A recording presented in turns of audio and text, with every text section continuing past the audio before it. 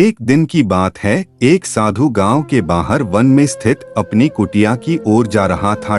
रास्ते में बाजार पड़ा। बाजार से गुजरते हुए साधु की दृष्टि एक दुकान में रखी ढेर सारी टोकरियों पर पड़ी। उसमें खजूर रखे हुए थे। खजूर देखकर साधु का मन ललचा गया। उसके मन में खजूर खाने की इच्छा जाग उठी। किंतु उस समय उसके पास पैसे नहीं थे।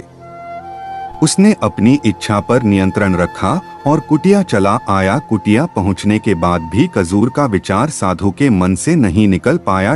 वह उसी के बारे में ही सोचता रहा। रात में वह ठीक से सो भी नहीं पाया। अगली सुबह जब वह जागा तो खजूर खाने की अपनी इच्छा की पूर्ति के लिए पैसे की व्यवस्था करने के बारे में सोचने लगा। सूखी लकड़ियां बेचकर खजूर खरीदने लायक पैसों की व्यवस्था अवश्य हो जाएगी। यह सोचकर वह जंगल में गया और सूखी लकड़ियां बीनने लगा। काफी लकड़ियां एकत्रित कर लेने के बाद उसने उसका गठठर बनाया और उसे अपने कंधे पर लादकर बाजार की ओर चल पड़ा। लड़कियों का गठठर भारी था, जिसे उठाकर बाजार तक की दूरी तय करना आसान नहीं था। किंतु साधु चलता गया।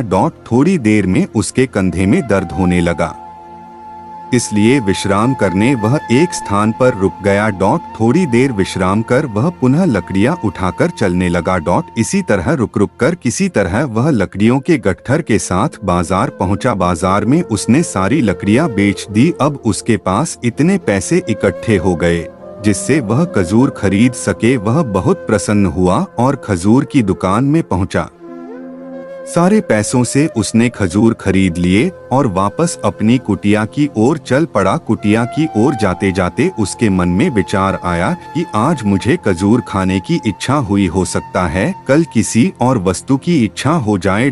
कभी नए वस्त्रों की इच्छा जाग जाएगी तो कभी अच्छे घर की, कभी स्त्री और बच्चों की तो कभी धन की।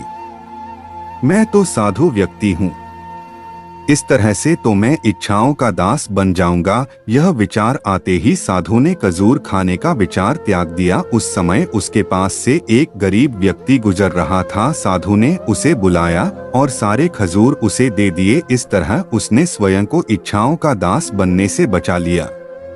ये कहानी आपको अच्छी लगी हो, आपके दिल को छुआ हो तो इस वीडियो को लाइक करके चैनल को सब्सक्राइब जरूर करें।